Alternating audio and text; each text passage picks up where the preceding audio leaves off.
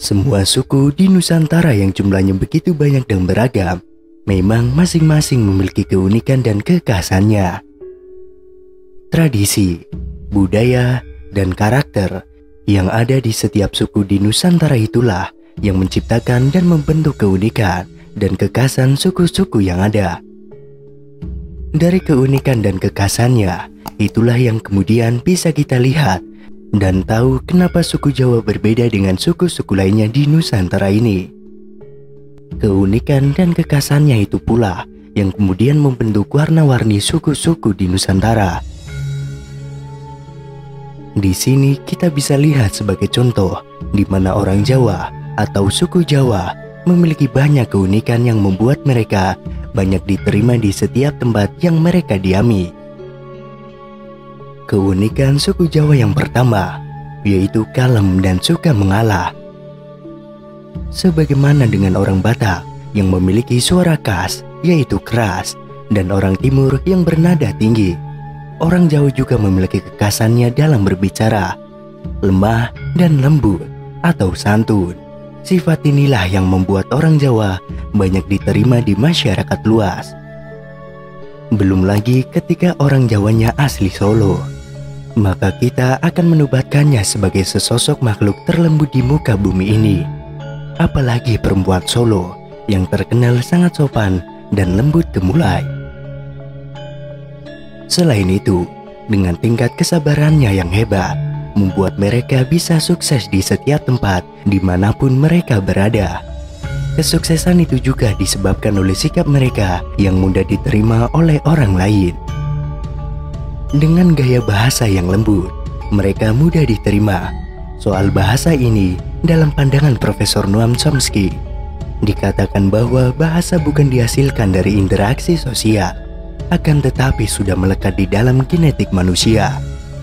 Bahasa bukan diketahui karena proses pembelajaran, akan tetapi sudah ada dalam struktur biologis manusia. Hal ini bertolak belakang dengan pandangan umum yang dipegang oleh para filsuf sebelumnya, yang memandang bahwa bahasa itu adalah tabula rasa, yakni sesuatu yang dipahami melalui proses pembelajaran. Kemudian selanjutnya ahli dalam membaur. Ketika orang Jawa memasuki sebuah lingkungan baru, sebisa mungkin ia akan menyesuaikan diri dengan lingkungan barunya. Sepertinya mereka memiliki keahlian dalam bersosialisasi dengan lingkungan baru. Mungkin ada sebagian kita menganggapnya lain, dan tak jarang juga membuat sebagian yang lain jengkel. Tapi itulah mereka. Dengan begitu, mereka akan membaur dengan cepat dan pada akhirnya diterima di masyarakat. Sifat yang selanjutnya yaitu super pemalu dan rajanya sungkan. Sifat yang satu ini terkadang membuat kita risih. Namun, suka tidak suka, sifat ini adalah bentuk dari implementasi sikap sopan kalem. Tapi jangan salah, sikap ini hanya mereka tunjukkan ketika awal perkenalannya saja.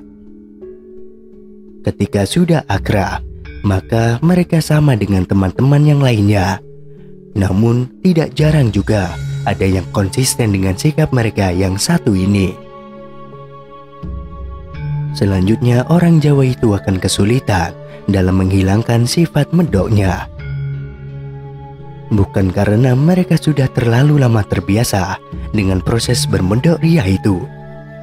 Namun, struktur rongga mulut, kerongkongan, dan peta pembentukan kata dan kalimat di kepala memiliki kecenderungan kuat untuk menghasilkan karakter medok. Hal ini sulit dihilangkan karena merupakan bawaan genetik. Hal yang sama dijumpai pada bangsa India, di mana kalau berbicara selalu menggeleng-gelengkan kepala dan mengulurkan telapak tangan. Dan kebiasaan ini dimulai sejak kanak-kanak. Selanjutnya, orang Jawa jago bercerita. Hal berikutnya yang menjadi ciri khas orang Jawa adalah tabiat suka ngomong yang tidak ada duanya. Orang Jawa begitu senangnya ngomong berlama-lama. Jika bangsa Jepang kerja dalam 12 jam sehari, maka hal sebaliknya terjadi pada orang Jawa. mereka dalam sehari bisa ngomong sampai 12 jam. Jadi, jangan heran kalau Soekarno itu bisa berpidato berlama-lama, karena tabiat suka ngomong ini diwariskan dari jalur ayahnya. Soekarno sudah dikasih ngomong 2 jam, malah minta tambah. Begitu juga dengan Bung Tomo dan tokoh-tokoh Jawa lainnya yang suka ngomong dan ngomong. Bandingkan dengan Raja George VI dari Inggris, yang bahkan untuk ngomong 1 kalimat saja sampai harus berkonsultasi ke dokter. Hitler saja yang dikenal ganas dan buas itu hanya ngomong paling lama 15 menit kalau berpidato. Seperti kebanyakan kelompok etnis Indonesia yang lain, termasuk masyarakat Sunda, masyarakat Jawa merupakan bangsa Austronesia yang leluhurnya diperkirakan berasal dari Taiwan dan bermigrasi melalui Filipina. Namun, menurut studi genetik yang terbaru, masyarakat Jawa bersama dengan masyarakat Sunda dan Bali memiliki rasio penanda genetik yang hampir sama antara genetik bangsa Austronesia dan Austroasiatik.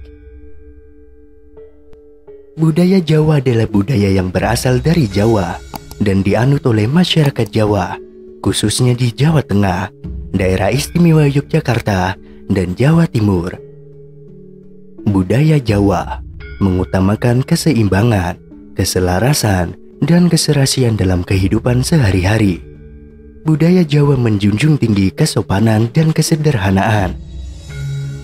Budaya Jawa selain terdapat di Jawa Tengah, Daerah Istimewa Yogyakarta, dan Jawa Timur, terdapat juga di daerah perantauan, yaitu Jakarta, Sumatera, bahkan di Suriname. Budaya Jawa termasuk salah satu budaya di Indonesia yang paling banyak diminati di luar negeri. Beberapa budaya Jawa yang diminati di luar negeri adalah wayang kulit, keris, batik, dan gamelan. Para cendekiawan, penulis, penyair, dan sastrawan Jawa terkenal karena kemampuan mereka merumuskan gagasan dan menciptakan idiom untuk tujuan budaya yang tinggi. Melalui rangkaian kata-kata untuk mengekspresikan makna filosofis yang lebih dalam, beberapa idiom filosofis muncul dari sastra Jawa klasik, babat, dan tradisi lisan yang telah menyebar ke beberapa media dan diangkat sebagai moto yang populer. Salah satu contohnya seperti Bhinneka Tunggal Ika yang digunakan sebagai semboyan atau moto nasional Republik Indonesia.